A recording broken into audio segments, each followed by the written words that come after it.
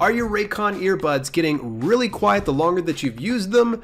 Well, it's not an equipment malfunction. Believe it or not, the E55s and E25s are just working fine. You're actually going to need to do some regular maintenance and cleanup, and today we're going to talk about how to clean the Raycon E55 earbuds. So what you're going to need to do is pull back the silicone gel tip and pinch it off carefully. Lightly dip a Q-tip into alcohol.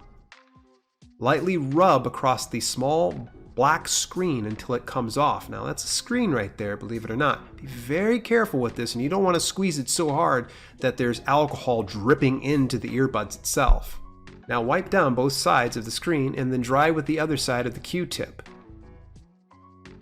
Wipe out the earbud hole now, because you might see there's going to be a little bit of wax buildup. In fact, the very first time that you do it, you're going to see there's going to be a light layer of a little bit of wax buildup and possibly a little bit of glue that was holding the screen in. Don't worry, you could still be able to slip the screen in there with no issue after we're done here, and it'll stay.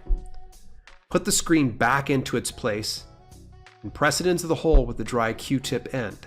Now all you got to do is just reverse the process. You're just going to go ahead and take the gel tip. You're going to pinch it, you're going to put it right back over the top of that and just flip it back over top. And now let's go over to the other earbud and you're just going to repeat the process. Now, what I noticed in some online forums and some videos, some people said, can't you just throw out the screen? Is it absolutely essential? I wouldn't recommend it, because what's going to end up happening is all the wax is going to get jammed into the actual earbud itself. So that's actually playing as a safeguard there.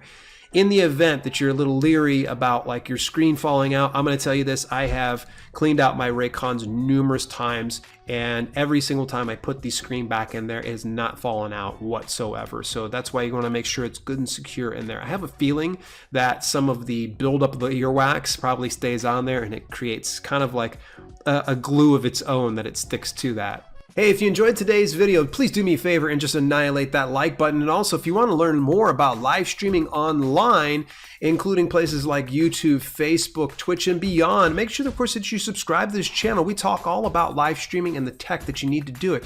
Hey, I will see you in this very next video where we talk a little bit more about another item for live streaming tech.